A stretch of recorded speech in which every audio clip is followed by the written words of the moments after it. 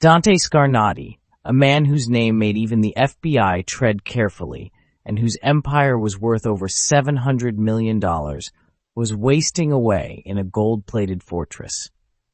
Despite receiving the finest medical care that unlimited money could command, his body was failing uncontrollably. His inner circle had spent millions on elite specialists, including the world-renowned Dr. Sterling Thorne, yet not a single one could explain why the Kingpin of the coast was dying in his own bed. They didn't realize that the cure being delivered was actually the weapon. The rusty muffler of Elara Vance's ancient sedan rattled a rhythmic, dying breath as she pulled up to the perimeter of the Scarnati estate, a sprawling fortress of stone and iron that seemed to swallow the moonlight. This was not just a home. It was a statement of untouchable power, nestled in the most exclusive zip code of the East Coast. Elara gripped the steering wheel, her knuckles white against the worn plastic, feeling the crushing weight of her $300,000 in student debt pressing against her chest like a physical hand. She was a woman who had spent the last 3 years drowning in double shifts at Brooklyn General, sleeping in moldy on-call rooms just to keep her head above water. Yet, as the massive iron gates swung open with a hydraulic hiss, she felt a different kind of suffocating pressure. Two men in black suits, their faces as expressionless as granite, signaled for her to stop. They didn't just ask for her ID, they dismantled her sense of privacy with the clinical efficiency of soldiers. One guard ran a metal detector over her slight frame, while the other systematically emptied her worn medical bag onto the hood of her car. Her old stethoscope, a few loose pens, and her cheap thermometer were inspected as if they were potential components of a bomb. Elara watched in silence, her green eyes reflecting the cold glare of the security lights. She was used to being invisible in the crowded halls of a public hospital, but here, under the unblinking gaze of security cameras, she felt like a specimen under a microscope. Nurse Vance, one of the guards, finally grunted, his voice a low vibration. "Leave the phone. No recording devices. No exceptions." Elara nodded, placing her cracked smartphone into his gloved hand. She knew the rules of the world she was entering. In the Scarnati fortress, secrets were more valuable than gold and far more dangerous. Victor Petrov, the head of security, whose face was a map of old scars and hard-won lessons, led her through the heavy oak front doors. The interior of the mansion was a jarring contrast to the sterile, overcrowded reality of her daily life.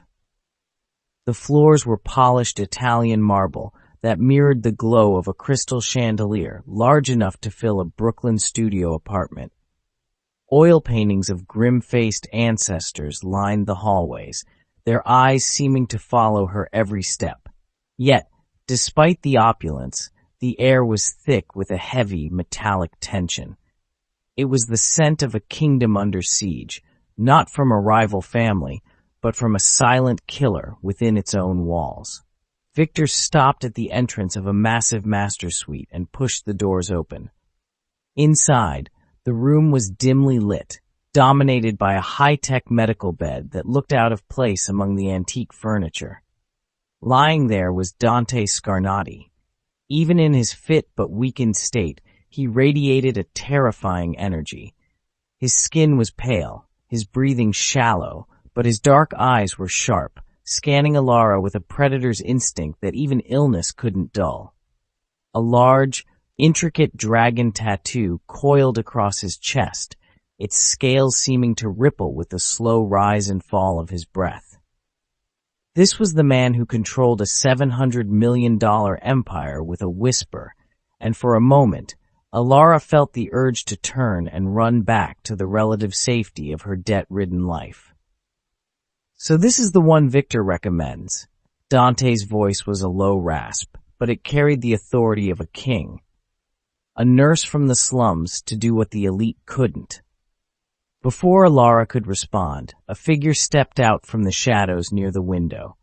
Dr. Sterling Thorne was everything Elara was not.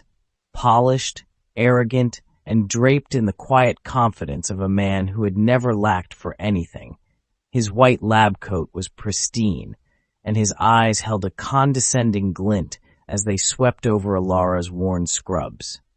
"Mr. Scarnati," Thorne said, his voice smooth and practiced, "I must insist that bringing in outside help is unnecessary.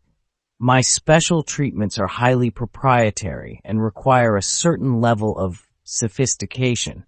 I'm not sure a public hospital nurse is equipped to handle the complexities of your case." He tapped a small, stainless steel case on the bedside table, which Elara knew held the special needle Thorne used for Dante's midnight injections. "She stays," Dante grunted, his gaze never leaving Elara. "Victor trusts her, and right now, Thorne, trust is a commodity you're running low on." Thorne's jaw tightened, a brief flash of irritation crossing his face before he regained his composure. "Very well, but she is to observe only. She is not to touch the equipment or interfere with my protocol. Am I clear, Nurse Vance?" Elara met Thorne's gaze, her spine straightening. She had faced aggressive patients, crooked administrators, and the daily chaos of an underfunded ER. She wasn't about to be intimidated by a man whose ego was larger than his stethoscope. "I'm here to care for the patient, doctor. If your protocol is what's best for him, we won't have a problem." As Thorne began to prepare his equipment, Elara moved to the foot of the bed, her eyes already scanning the monitors. She noticed the way Dante's hand twitched rhythmically against the silk sheets, a subtle neurological sign that seemed out of sync with his supposed infection. She caught the way Thorne shielded his movements as he drew a neon green liquid into a specialized syringe, his back turned to the security cameras. In the corner of the room, standing near the door, was Enzo. Dante's most trusted lieutenant stood with a cold, menacing expression, his eyes tracking every move Elara made. He didn't look like a man worried about his boss's health. He looked like a vulture waiting for a heart to stop beating. The atmosphere in the room was a volatile mix of arrogance, fear, and hidden agendas. Elara realized then that she hadn't just been hired to provide medical care. She had been dropped into a nest of vipers where the cure was a weapon and the doctor was an executioner. Dante looked at her again, his eyes searching hers. In that brief moment, Elara didn't see a monster or a kingpin. She saw a man who knew he was being betrayed but couldn't see the hand holding the knife. She felt a sudden, fierce determination flare up within her. Her student loans and her moldy apartment didn't matter here. What mattered was the flicker of life in the man on the bed and the shadow of the traitor watching from the doorway. She was just a nurse from Brooklyn, but she was the only one in this fortress who was actually looking at the patient. "Nurse," Dante whispered, his hand reaching out to grip the bed rail. "Don't look away." "I won't, Mr. Scarnati," Elara replied, her voice steady. "I'm not going anywhere." As the clock on the mantel ticked toward midnight, Thorne stepped forward with the syringe, the green liquid shimmering under the dim lights. Elara watched his hands, noting the slight tremor he tried to hide. The first chapter of her life in the Scarnati fortress had begun, and as the special needle glinted in the light, she knew that the truth was about to become the most dangerous thing in the room. The heavy, velvet silence of the master suite was broken only by the rhythmic, mechanical hum of the bedside monitors and the distant, muffled sound of rain against the reinforced glass windows. Elara stood at the edge of the shadows, her eyes fixed on the man in the bed. Dante Scarnati, the untouchable kingpin of the coast, appeared almost fragile under the dim glow of the medical equipment, his fit but weakened frame a testament to the mysterious wasting disease that was draining his life. Across from her, Dr. Sterling Thorne worked with a clinical, almost robotic precision, his white lab coat gleaming like a shroud under the sterile LED lights. Thorne reached into his stainless steel case and produced the special needle, a long, specialized syringe filled with a thick neon green liquid that seemed to pulse with a sickly, internal light. Elara felt a cold prickle of intuition crawl up her spine. In all her years at Brooklyn General, she had never seen a medication with that specific, bioluminescent quality. Thorne didn't announce the drug or check the vitals aloud. He simply moved toward Dante's IV port with an air of practiced, arrogant secrecy. Elara stepped closer, her soft rubber soles silent on the marble floor. She watched Thorne's hands, noting the way he positioned his body to shield the syringe from the overhead security cameras, a subtle move that only an observant nurse would catch. The liquid in the syringe was viscous, moving slowly as he tilted the needle, and Elara noticed a fine, crystalline sediment at the base of the barrel that shouldn't have been there in a properly compounded intravenous solution. As Thorne depressed the plunger, the neon green glow began to travel through the clear plastic tubing, a serpentine streak of light heading straight for Dante's vein. Elara's gaze shifted to Dante's face. Almost immediately, the transformation began. It was not the sigh of relief or the steadying of breath that usually accompanied life-saving medicine. Instead, Dante's dark eyes flew open, the pupils constricting to pinpoints. His jaw clamped shut with a terrifying, audible grind, and the dragon tattoo on his chest seemed to twist as his pectoral muscles locked into a rigid, unnatural state. "Doctor, his heart rate is spiking," Elara whispered, her voice steady despite the adrenaline surging through her. She pointed to the monitor, where the EKG line had transformed from a steady rhythm into a frantic, jagged mountain range. Thorne didn't look up, his fingers still steady on the plunger. "It's a localized reaction to the potency of the treatment, nurse. Step back and let the professional work." But Elara couldn't step back. She watched as Dante's fingers began to claw at the silk sheets, his knuckles turning a ghostly white. A low guttural sound, a strangled groan of immense agony, vibrated in his throat. Suddenly, his entire body arched off the bed in a violent tonic-clonic seizure. The bed frame rattled against the floor, and the IV pole shook as his limbs thrashed with a strength that belied his wasted condition. This wasn't a reaction. It was a systemic shock, a biological rebellion against a foreign invader. Thorne remained unnervingly calm, his eyes fixed on the ticking clock on the mantel rather than the man fighting for breath in front of him. Elara looked toward the doorway, where Enzo, Dante's lieutenant, stood watching. He didn't move to help. He didn't call for more guards. He simply observed the seizure with a cold, analytical detachment, his hands clasped behind his back, as if he were watching a performance, rather than the agonizing decline of his mentor. The realization hit Elara with the force of a physical blow. Thorne wasn't trying to stabilize Dante. He was systematically breaking him. "He's going into respiratory distress," Elara shouted, moving toward the head of the bed to clear Dante's airway. Thorne blocked her path, his arm like a bar of iron. "Don't touch him, Vance. The treatment must run its course. Any interference could be fatal." The irony of his words tasted like copper in her mouth. She could see the neon green liquid still lingering in the tube, a glowing poison that was currently wreaking havoc on Dante's central nervous system. Dante's face was turning a deep, hypoxic purple, and a thin trail of foam appeared at the corner of his mouth. Elara's mind raced through her training, discarding every protocol Thorne was supposedly following.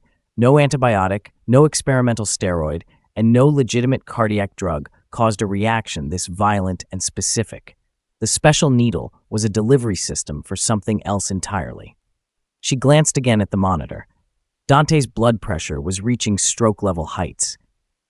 Finally, the thrashing began to subside, leaving Dante limp and gasping, his fit body trembling with the aftershocks of the seizure.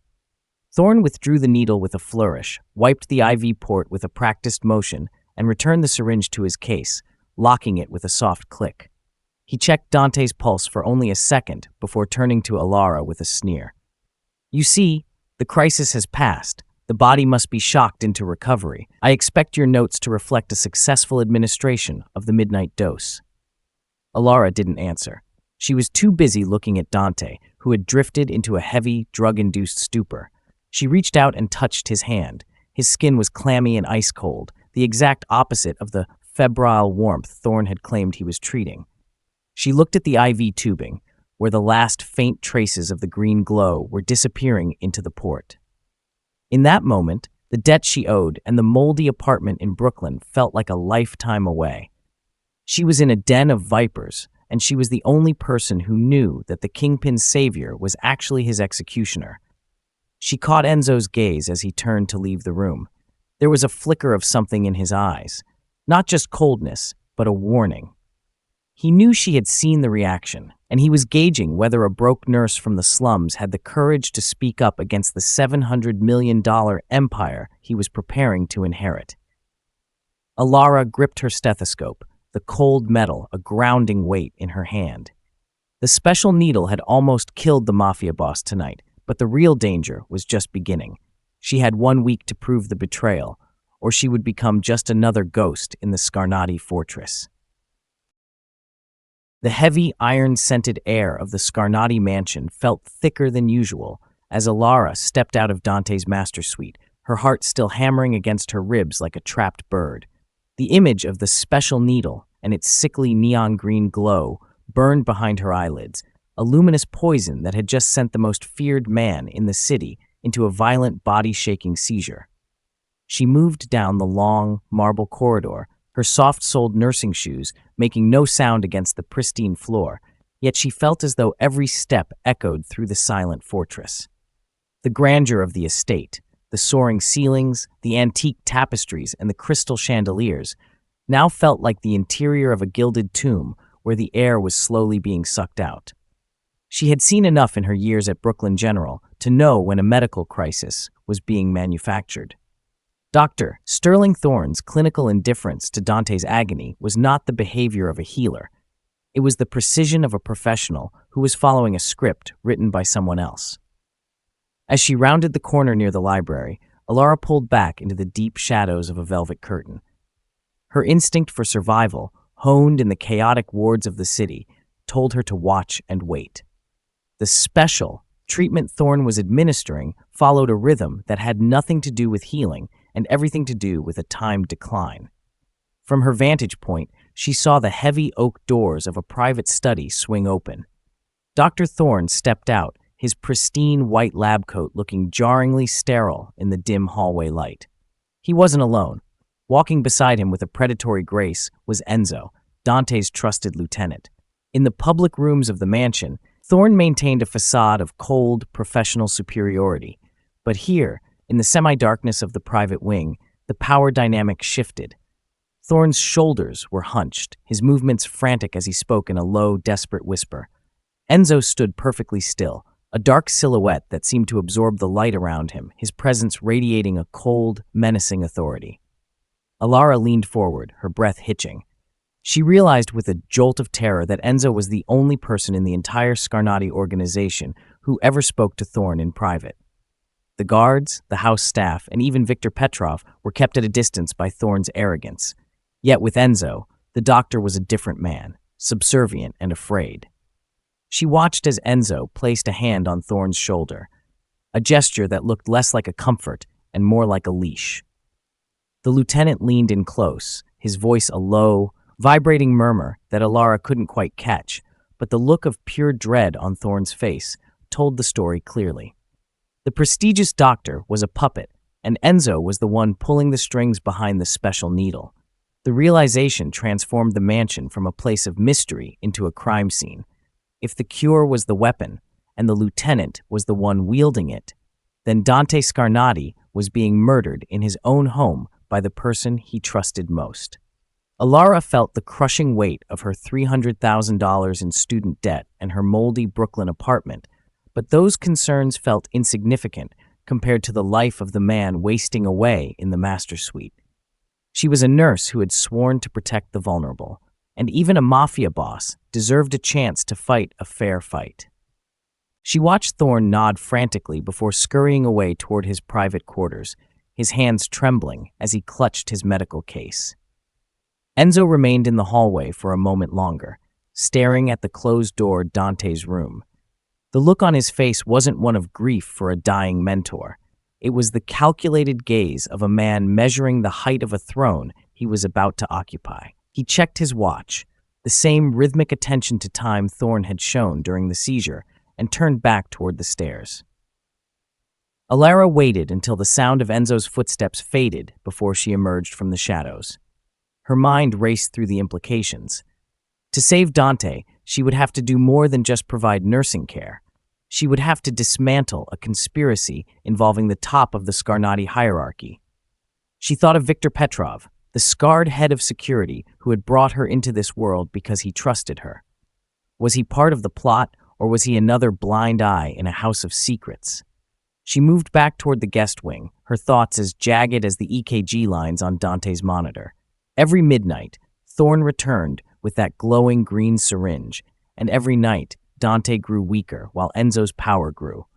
She needed proof, something more than just a nurse's intuition. She needed to know what was in that sediment she had seen at the base of the syringe, the crystalline impurity that Thorn had shielded from the cameras. The shadows in the hallway seemed to lengthen as she walked, the eyes of the painted ancestors on the walls feeling like the eyes of the many guards hidden throughout the fortress. She was trapped in a $700 million prison where the elite physicians were executioners and the loyalists were traitors. But as she reached her door, Elara gripped her stethoscope. Thorn may have had the specialized equipment and the proprietary drugs, but she had the one thing they had overlooked, the willingness to look at the patient instead of the prize. She knew she couldn't call the police or report to a superior. In this world, the only law was Dante's, and Dante was currently being paralyzed by the people he relied on. The emotional arc of her life had brought her from a desperate orphan fighting for an education to a woman standing at the center of a mafia coup. She felt a strange, cold calm settle over her. She would find the evidence. She would unmask the special needle for what it was. And she would do it under the very noses of the men who thought a nurse from the slums was too insignificant to be a threat. As she closed her door and locked it, Elara stared at her reflection in the glossy black marble of the vanity. She looked exhausted, her green eyes shadowed by sleepless nights, but there was a new, fierce light in them. The Scarnati fortress was built on fear and blood, but it was about to be shaken by the truth. The shadows in the hallway had told her who the enemy was. Now, she had to find a way to strike back before the next midnight dose became the final one. The pre-dawn stillness of the Scarnati estate was a heavy, suffocating blanket that seemed to amplify the frantic thrumming of Elara's pulse against her throat. She stood in the center of her guest suite, the cold marble floor biting at her bare feet, staring at the door that separated her from the dark, serpentine hallways of the fortress. Every instinct honed in the high-pressure wards of Brooklyn General screamed at her to stay behind the lock, to remain the invisible, debt-ridden nurse they expected her to be. But the memory of Dante Scarnati's body, arching in agony, the fit, tattooed chest heaving as a neon green poison surged through his veins, acted as a jagged spur in her side. She knew that the special treatments administered by Dr. Sterling Thorn were not medicine, and if she didn't find proof tonight, the most powerful man in the city would be dead before her next shift began. Elara slipped into her nursing shoes, the soft rubber soles designed for silence, and opened the door just a crack. The corridor was bathed in the dim, ghostly glow of recessed nightlights, casting long, distorted shadows that looked like grasping hands. She waited, counting the seconds between the heavy, rhythmic footsteps of the perimeter guards.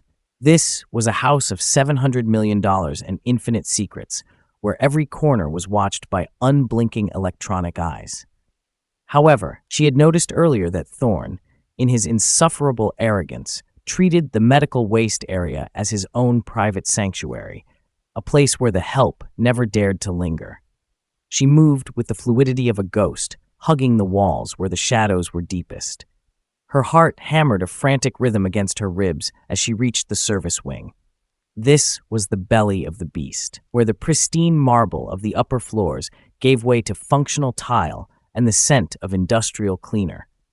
She found the heavy, stainless steel door of the medical disposal room and slipped inside, the click of the latch sounding like a gunshot in the silence. The room was cold, filled with the hum of a specialized incinerator and the sharp metallic tang of antiseptic. In the corner sat the red biohazard bin where Thorne had carelessly tossed the remnants of the midnight dose. Elara's hands trembled as she pulled on a pair of latex gloves, the snap of the plastic echoing in the small space. She reached into the bin, her fingers brushing against discarded gauze and empty saline flushes until they closed around a small amber glass vial. It was the one Thorne had used, the one that had held the viscous, glowing green liquid. She pulled it into the light, her eyes narrowing as she inspected the base of the glass. There it was, the fine, crystalline sediment she had spotted earlier, a white, powdery residue that refused to dissolve even in the concentrated solution.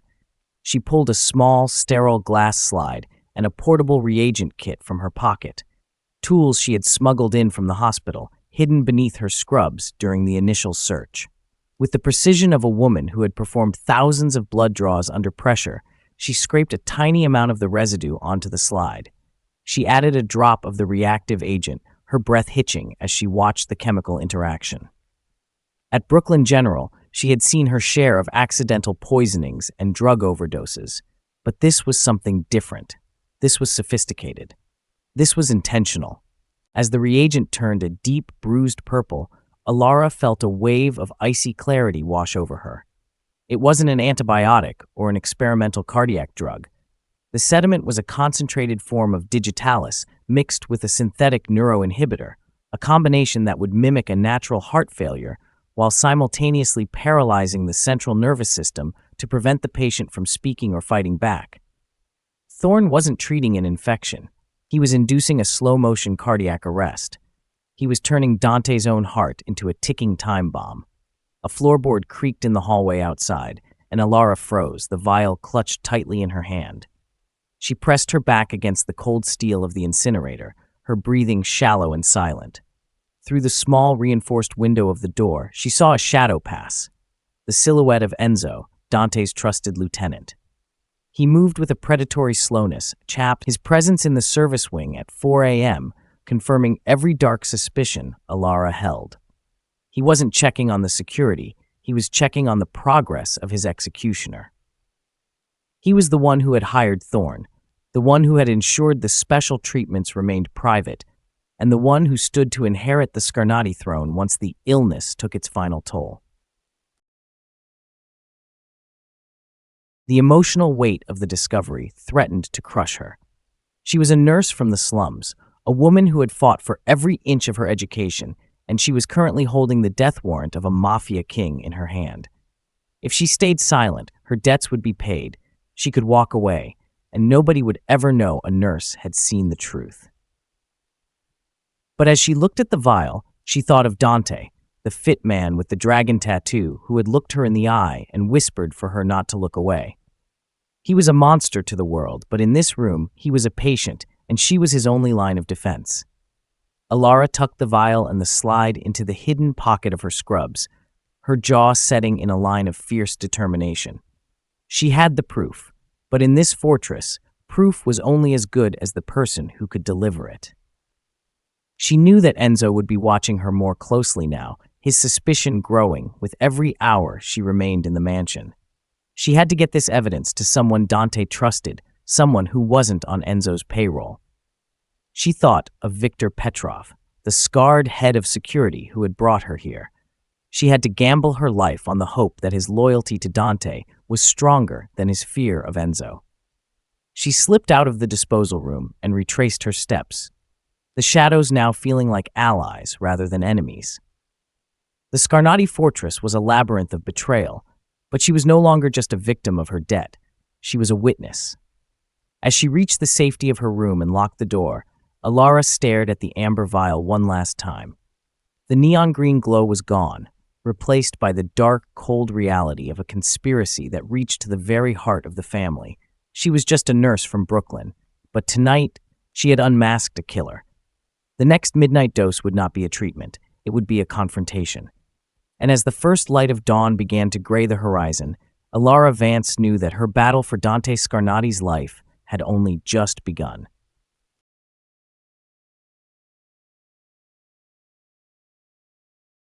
The morning sun filtered through the heavy, bulletproof glass of the Scarnati mansion, casting long, clinical streaks across the marble floor that felt more like the bars of a cage than a sign of a new day.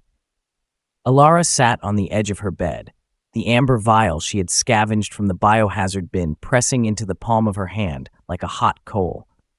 She could still feel the phantom vibration of Dante's seizure beneath her fingertips, a rhythmic, violent reminder that time was a luxury she no longer possessed. Every hour that passed was another hour where Dr. Sterling Thorne and the treacherous Lieutenant Enzo moved closer to completing their silent execution. Elara knew she couldn't go to the authorities, and she certainly couldn't confront Enzo, who watched her with the cold, unblinking intensity of a shark. She needed an ally, someone who knew the architecture of this fortress and whose loyalty was tied to the man in the bed, not the power-hungry vulture waiting in the wings. She sought out Viktor Petrov in the mid-morning, finding him in the high-tech security hub located in the mansion's sub-basement.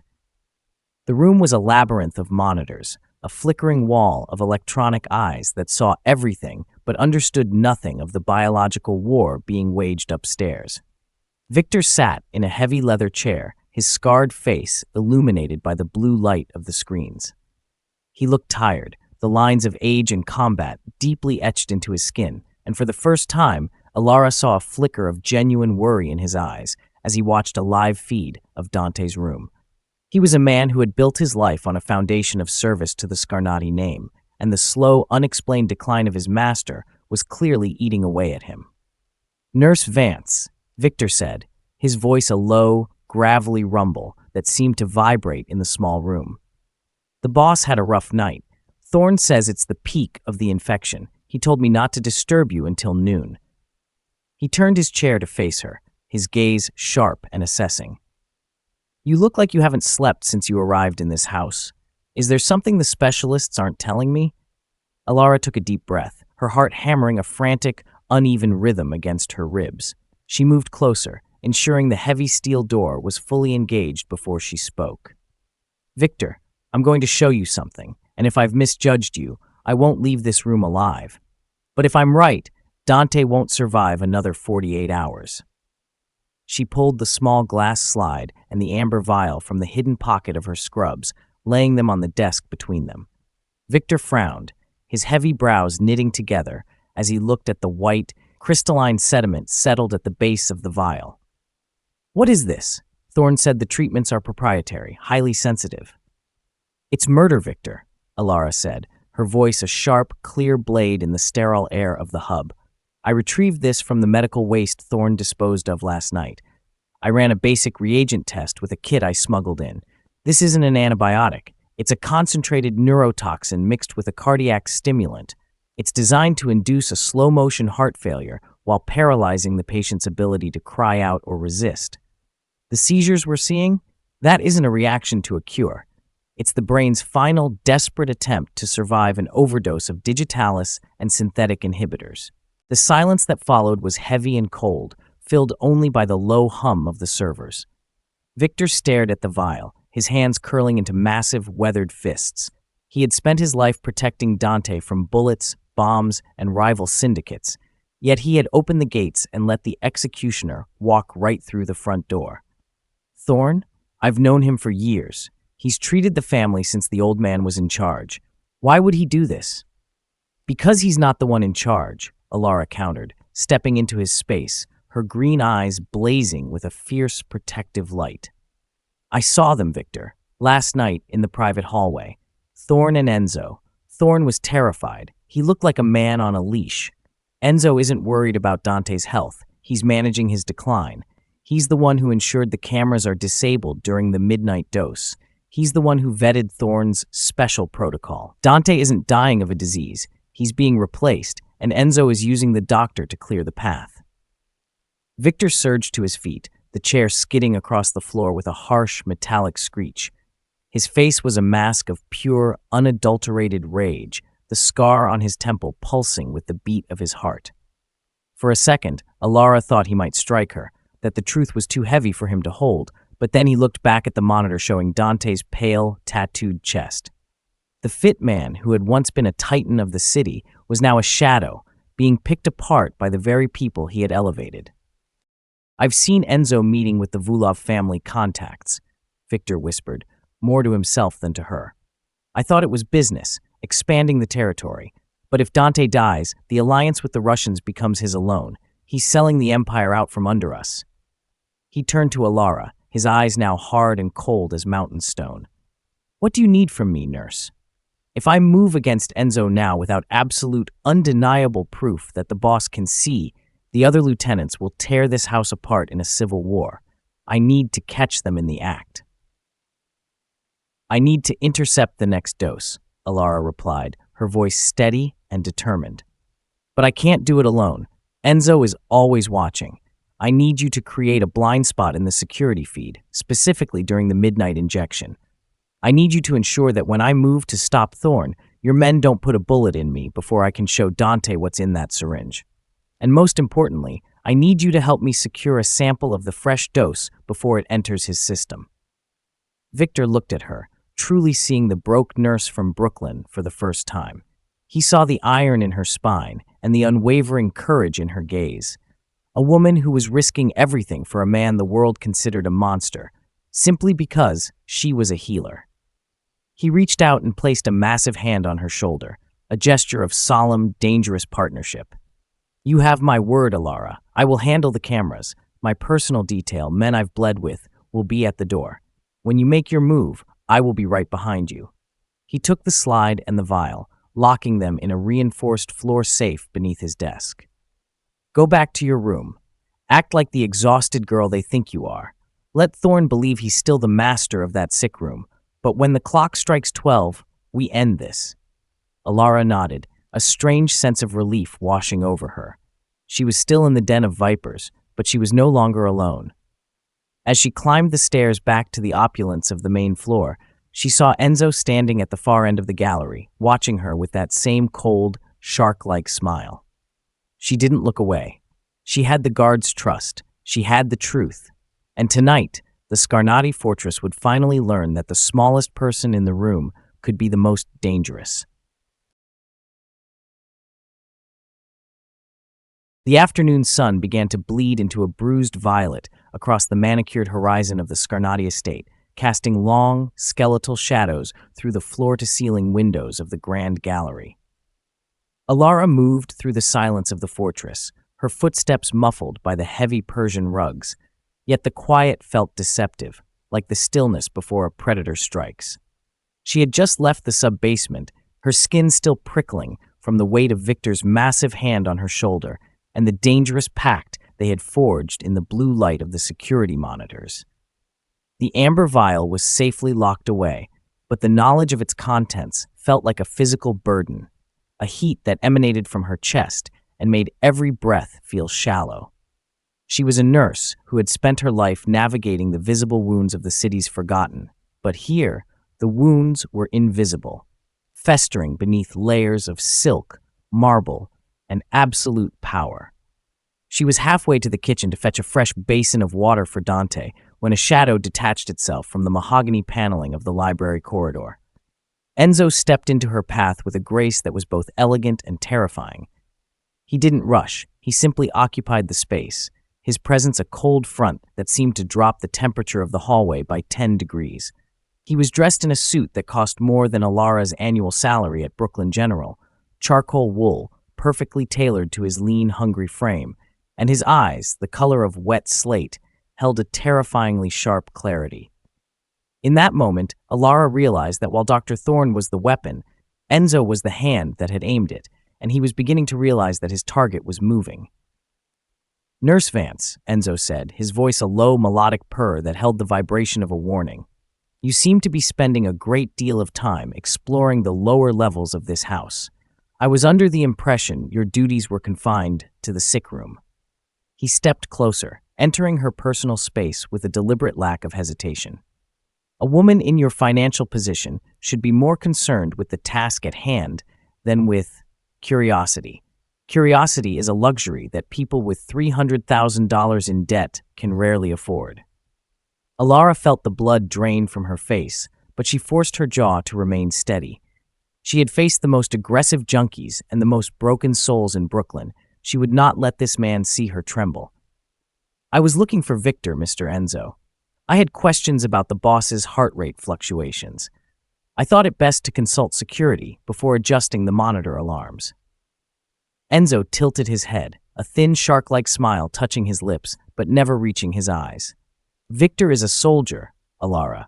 He understands loyalty and he understands orders. He does not understand medicine. That is why we have the esteemed Dr. Thorne." He reached out, his fingers brushing the lapel of her worn scrubs, a gesture that was technically a touch but felt like a brand. Thorne is a man who understands the delicate balance of things. He knows that sometimes a patient must get worse before they can reach their final state. It is a sophisticated process, one that a simple nurse from a public hospital might find confusing or even alarming. He leaned in closer, his scent, a mix of expensive sandalwood and the metallic tang of a gun, filling her senses. "I've looked into your history, Elara. An orphan who fought for every scrap. A woman who sleeps on a cot in a moldy studio just to keep a roof over her head. You've worked so hard to become someone. It would be a tragedy if all that effort was wasted because you decided to play hero in a house where heroes are buried in the foundation." His voice dropped to a whisper, cold and intimate. "Stay in your place. Follow the doctor's lead. When this is over, the Scarnati family is very generous to those who know how to keep their eyes on the monitors and their mouths shut. But for those who don't, the debt is collected in ways that no bank can manage." The intimidation was masterful, a calculated blend of financial bribery and physical menace. Enzo was telling her that he knew everything about her vulnerability and that he wouldn't hesitate to exploit it. He was betting that her fear of returning to poverty was greater than her oath to her patient. For a second, the image of her moldy apartment and the crushing weight of her loans flashed before her eyes, tempting her to just nod, walk away, and let the special needle do its work. But then she thought of the dragon tattoo on Dante's chest, twisting in agony as the green toxin hit his heart. She thought of the way he had looked at her, searching for one honest face in a fortress of lies.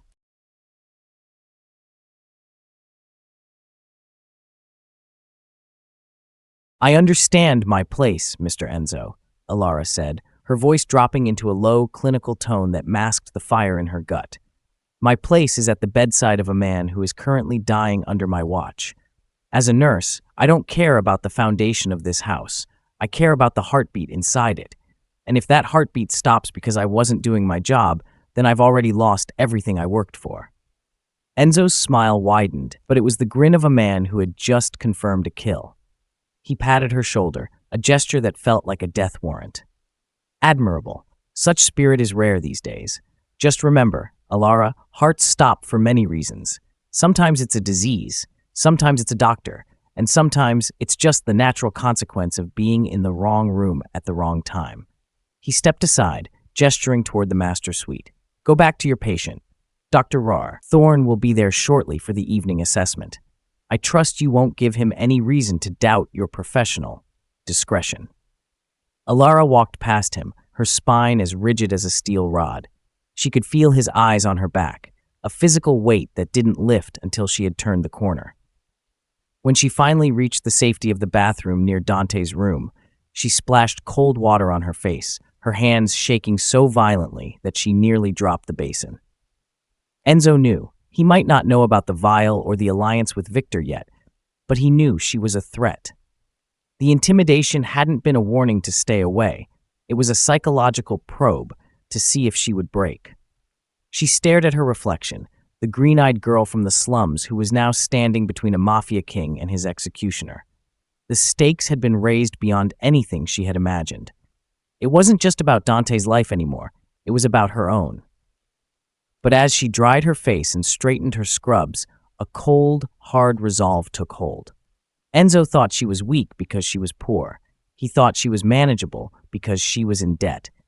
He didn't realize that a woman who has already survived the worst the city can throw at her has nothing left to fear from a man in a charcoal suit. She walked into Dante's room, her eyes immediately finding the monitor. He was stable for now, his fit chest rising and falling in a shallow, labored rhythm. She checked his IV line, her fingers moving with a new, defensive precision. Tonight was the night. The midnight dose was coming, and Enzo had just given her every reason in the world to make sure it was the last one Dr. Thorne ever administered. The Scarnati fortress was a den of vipers, but as she took Dante's pulse, Elara Vance knew she was no longer just a nurse. She was the one who was going to burn the nest down.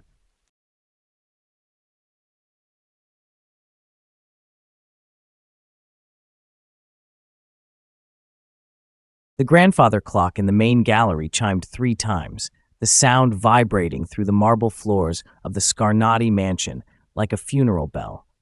The air in the master suite was cold, sterile, and heavy with the scent of ozone from the medical monitors that flickered with a rhythmic, ghostly blue light. Elara stood at the foot of the bed, her fingers curled so tightly around the metal rail that her knuckles were white, her heart a frantic, jagged rhythm against her ribs. She looked at Dante Scarnati, the man the world called a monster, and saw only a patient being dismantled by the people he had trusted to save him. His tattooed chest heaved in shallow, agonizing hitches, the dragon across his pectoral muscles seeming to writhe as his body fought the lingering tremors of the previous doses. She knew that Victor had kept his word. The security hub was a dark room tonight, and the digital eyes that usually followed her every move were blind. This was the moment where the broke nurse from Brooklyn would either save a king or become a ghost in his fortress. The heavy oak doors creaked open, and Dr. Sterling Thorne stepped into the room, his white lab coat looking like a surgical shroud in the dim light. He didn't look at Elara. His arrogance had become a shield that blinded him to the small, fierce woman standing in his path. In his hand, he carried the stainless steel case, and as he opened it, the neon green glow of the special needles spilled out, casting a sickly bioluminescent hue over his face. The liquid inside was thicker than before, a concentrated cocktail of the digitalis and neuroinhibitors Elara had unmasked in the basement lab. This was the final dose, the one meant to bridge the gap between a wasting illness and a quiet, medically explained heart failure. Thorne's hands, usually so steady, were trembling with a fine, frantic vibration. He was a man who knew he was committing a murder, even if he called it a proprietary treatment. "Step aside, Nurse Vance," Thorne said, his voice a dry, hushed rasp. "The boss is in a critical state. This injection is his only hope for stabilization. Any delay now will be on your head." Elara didn't move. She watched him draw the green liquid into the syringe, the crystalline sediment swirling at the base like crushed glass. Out of the corner of her eye, she saw the shadow in the doorway. Enzo was there, leaning against the frame with his arms crossed, his slate-gray eyes fixed on the bed with a cold, predatory hunger. He wasn't just watching a medical procedure. He was watching the vacancy sign go up on a $700 million empire. The pressure in the room was physical, a suffocating weight that made every breath a battle. Thorne moved to the IV port, the needle glinting as he positioned it just inches from the clear plastic tubing. Dante's heart monitor began to beep a frantic, irregular warning, sensing the adrenaline of the people surrounding the bed. Thorne leaned in, his thumb hovering over the plunger, the green light reflecting in his eyes. "No," Elara said, her voice a low, clear bell in the silence. Thorne paused, a flicker of irritation crossing his face. "Excuse me?" "I said no, doctor," Elara repeated, stepping into his space. "I've seen what that needle does. I've seen the seizures, the hypoxia, and the cardiac stress. That isn't medicine. It's an execution." Thorne's face flushed a deep, angry purple. "You are a public hospital nurse with a mountain of debt and a moldy apartment. You have no right to question my protocol. Now, get out of my way before I have the guards remove you permanently." He lunged for the IV port, his thumb pressing down on the plunger. Elara didn't hesitate. She reached out and grabbed his wrist with a strength fueled by 3 years of wrestling, desperate patience, and a lifetime of survival. Her fingers clamped onto his skin, her grip like a vice. The syringe hovered just millimeters from the port, the neon green liquid shimmering with a violent, toxic intensity. "Let go of me, you lunatic," Thorne hissed, struggling against her grip. "Enzo, get her off me!" Enzo straightened, his eyes narrowing as he stepped into the room, his hand reaching into his charcoal jacket. But before he could move, the The heavy tread of combat boots echoed in the hallway. Viktor Petrov stepped through the door, flanked by 4 men in tactical gear, their weapons drawn and leveled not at Elara, but at Thorn and Enzo. "The cameras are back on, Enzo," Viktor growled, his voice a tectonic shift in the room's power. "And they're recording a private server that you can't touch. My men have already secured the basement. We found the blackmail files Thorn was keeping." The color drained from Thorn's face, leaving him looking like a wax figure. He looked at Elara, then at the guns, and finally at the syringe in his hand. The special needle was no longer a proprietary secret. It was a smoking gun. "He made me do it," Thorn shrieked, his composure shattering like glass. "Enzo has my family. He said if I didn't finish the protocol, they'd be buried in the same foundation as the boss." Elara didn't let go of his wrist. She looked at Dante, whose eyes were fluttered open, dark and glassy, but fixed on her with a sudden, sharp clarity. He had heard. He had felt the intervention. The man with the dragon tattoo reached out his other hand, his fingers brushing the fabric of Elara's scrubs, a silent, weak acknowledgement of the woman who had stood between him and the dark. "The needle, Elara," Viktor said, stepping closer. "We need it for the lab. We need the physical evidence of the toxin." With a final, sharp twist, Elara wrenched the syringe from Thorn's trembling fingers. She held it up to the light, the neon green liquid a beautiful, terrifying proof of the betrayal. Enzo stared at her, his face a mask of cold, calculating fury, but he didn't move. He knew the game had changed. He had underestimated the broke nurse, and in doing so, he had handed the keys to his own destruction to the only person in the house who couldn't be bought. "The debt is paid, Thorn," Elara said, her voice steady and hard as she handed the syringe to Viktor. "But not the way you thought." She turned back to Dante, immediately checking his vitals, her hands moving with the practiced grace of a healer. The heart monitor began to slow, the frantic beeping settling into a steady, though weakened rhythm. The air in the room seemed to clear, the suffocating tension replaced by the sharp, electric reality of a war won in the middle of the night. Elara Vance, the girl from the slums with $300,000 in debt, looked at the traitor lieutenant and the puppet doctor, and for the first time in her life, she felt truly powerful. The Scarnati fortress was still a den of vipers, but the most dangerous one had just been defanged. The clinical silence of the master suite was shattered as Dr. Sterling Thorne collapsed to his knees on the cold marble floor, his hands clawing at the air as if trying to catch the remnants of his shattered dignity. The neon green glow of the special needle was now safely in the possession of Viktor Petrov, but the toxic light of the truth was far more blinding. Thorn, the man who had walked these halls with the arrogance of a god, looked like a broken shell, his pristine lab coat stained with the sweat of a man who knew he had reached the end of his rope. Behind him, Enzo stood as a dark, silent sentinel, his face a mask of iron, though the slight twitch in his jaw betrayed the internal collapse of his $700 million gamble. Elara stood between them and the bed, her hand resting protectively on Dante's forearm, feeling the faint rhythmic pulse of a man who was finally, slowly, returning from the brink of a medically induced abyss. "I had no choice," Thorn shrieked, the sound echoing through the high vaulted ceilings like the cry of a wounded animal. He looked at Dante, whose dark eyes were now fixed on him with a clarity that was both sharp and terrifying. "Enzo, he came to me months ago. He knew about my gambling debts in the underground casinos of Macau. He knew I had moved family funds to cover the losses. He didn't just threaten my career, Dante, he threatened my children. He told me that if I didn't design a protocol that looked like a natural decline, my family would be buried in the same concrete foundations as your enemies." The doctor's voice broke into a jagged sob, his head bowing low.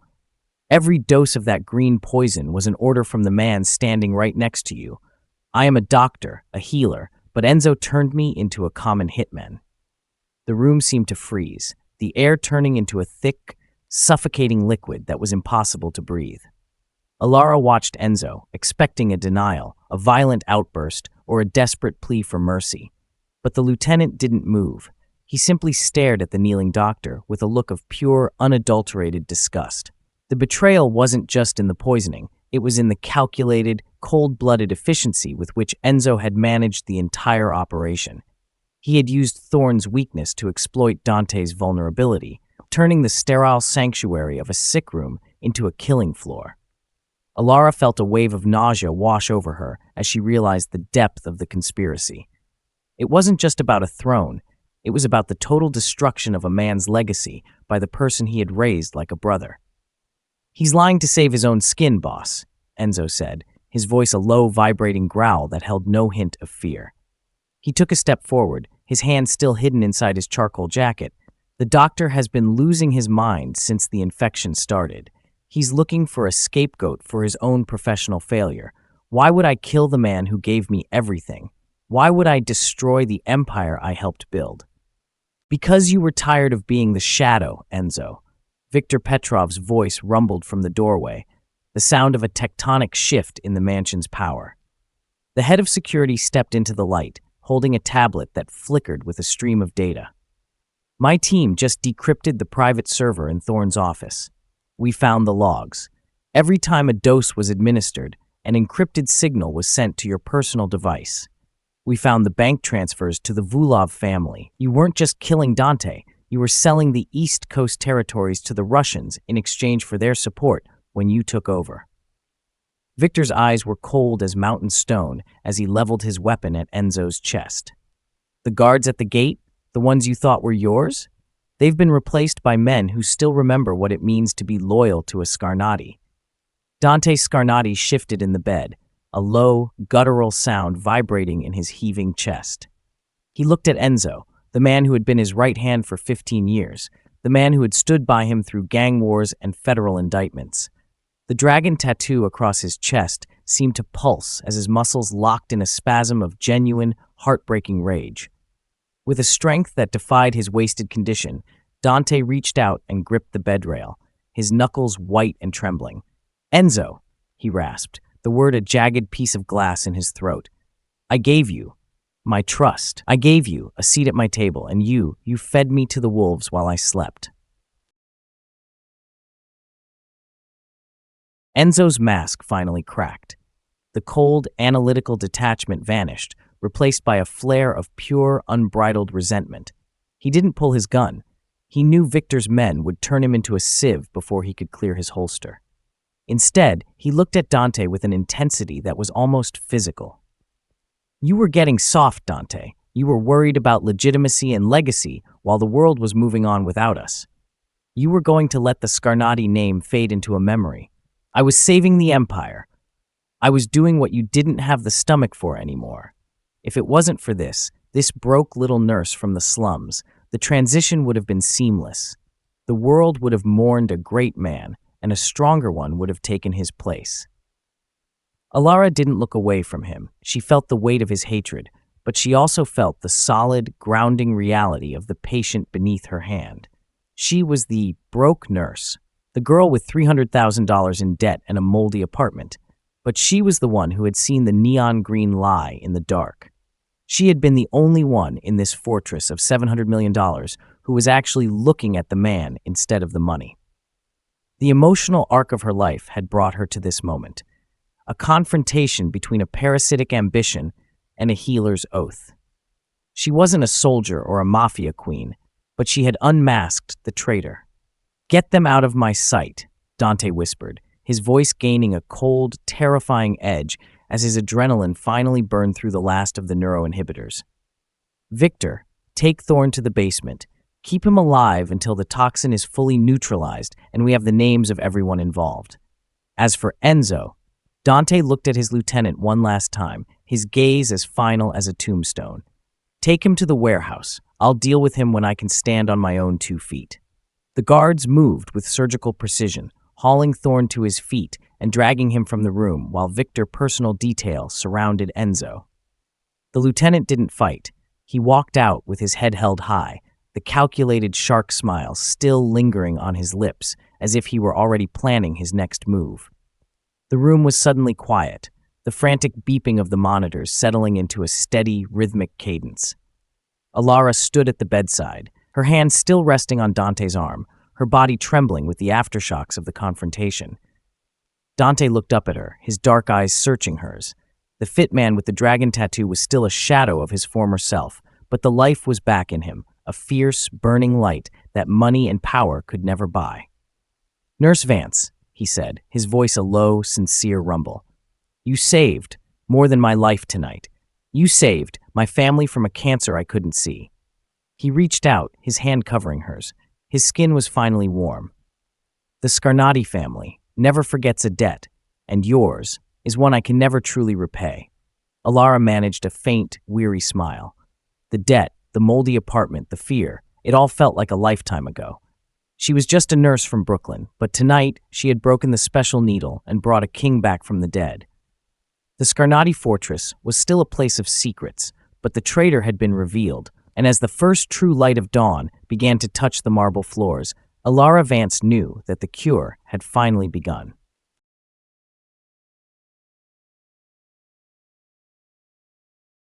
The cold, pre-dawn air inside the Scarnati fortress suddenly felt electrified, a heavy stillness that signaled the eye of a hurricane was passing.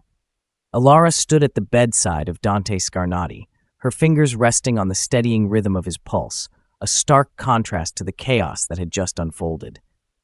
The traitor, Enzo, had been led away in silence, but as a nurse who had spent years triaging the unpredictable violence of Brooklyn, Elara knew that a predator like Enzo never truly surrendered. He only recalculated. The room was bathed in the soft, clinical hum of monitors, the special needle and its neon green poison finally purged from the bedside. Dante lay fit but weakened, his dark eyes fixed on the door with a grim, expectant clarity. The dragon tattoo on his chest seemed to hold its breath as the silence of the mansion was abruptly shattered by the distant, muffled crack of a suppressed firearm and the frantic shout of a guard in the hallway. The coup had not ended with Enzo's arrest. It had simply entered its final, desperate phase. The heavy oak doors of the master suite, which Elara had come to see as a sanctuary, were suddenly kicked open with a violence that made the crystal chandelier overhead shiver.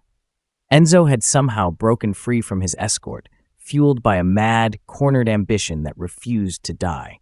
He burst into the room, not as the polished lieutenant in a charcoal suit, but as a blood-slick ghost of the man he once was, a high-caliber pistol gripped in his hand.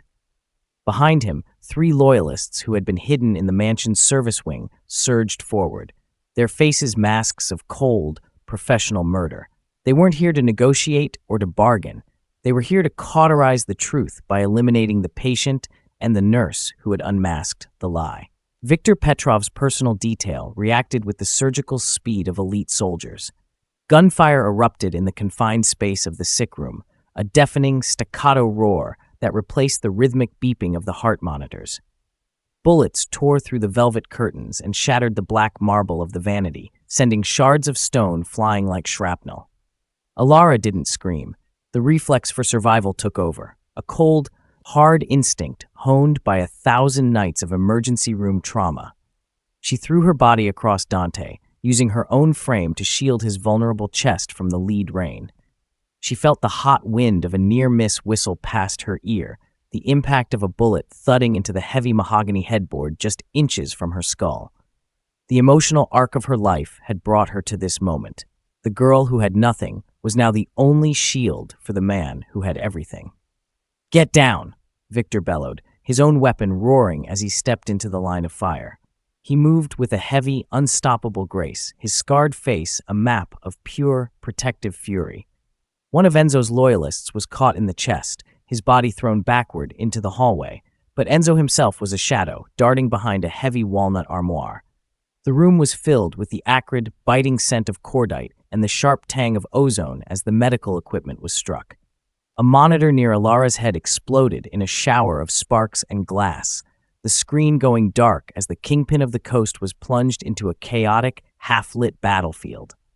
Dante struggled to sit up, his hand clutching Elara's arm with a grip that was surprisingly strong despite the lingering effects of the neurotoxins. He wasn't looking for cover. He was looking for a weapon. "The drawer. Elara," Dante rasped, his voice a low, vibrating growl beneath the thunder of the shootout. Elara reached into the bedside table, her fingers closing around the cold, heavy steel of a customized Beretta. She pressed it into his hand, her gaze meeting his for a fraction of a second. In that look, the $300,000 in debt and the moldy apartment were burned away. There was only the raw, shared reality of two people fighting for the right to keep breathing. Dante leveled the gun with a trembling but determined hand, his fit frame tensing as he found his target. He didn't fire like a desperate man. He fired with the calculated precision of a man who had built an empire on the accuracy of his aim. Enzo lunged from behind the armoire, his eyes fixed on Elara with a look of pure, unadulterated hatred. To him, she was the broke little nurse who had ruined a masterpiece of a crime. He raised his weapon, aiming directly for her heart, but Viktor Petrov was faster. The head of security took a round to the shoulder, the impact spinning him, but he didn't stop.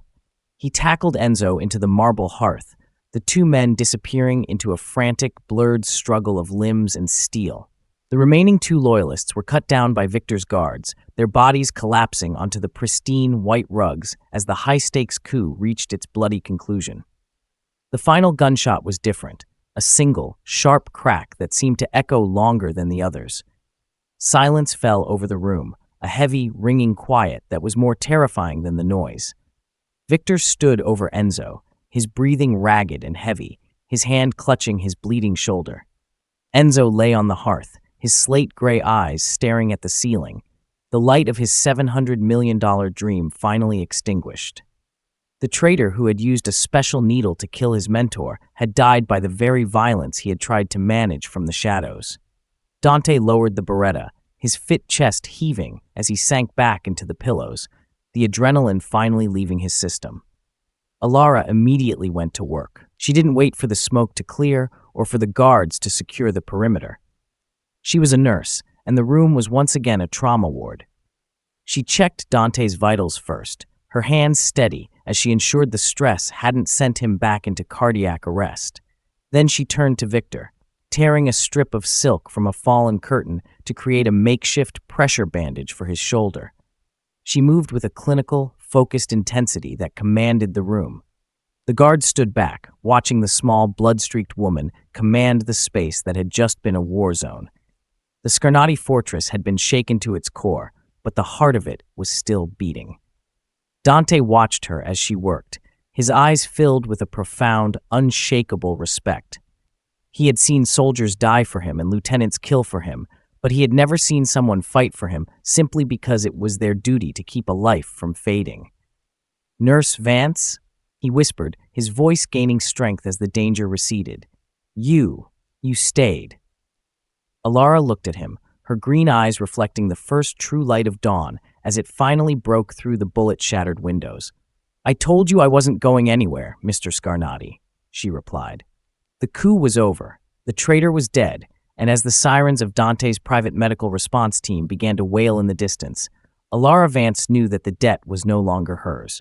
The Kingpin of the coast owed her everything, and in the ruins of the nursery sick room, a new, unbreakable alliance had been forged in lead and blood. The heavy, acrid scent of gunpowder slowly dissipated, replaced by the crisp, biting smell of the Atlantic breeze as it swept through the shattered windows of the Scarnati fortress. Nurse Elara Vance stood at the edge of the master suite, her hands steady as she adjusted the flow of a new, legitimate saline drip. The neon green nightmare of Dr. Thorne's special treatment had been purged from the room, replaced by the clean, rhythmic pulse of true recovery. Dante Scarnati lay against the high thread count pillows, his fit frame no longer racked by the violent tremors of neurotoxins. The dragon tattoo on his chest, once twisted in a mask of agony, now moved with the slow, deep cadence of a man who had reclaimed his own breath.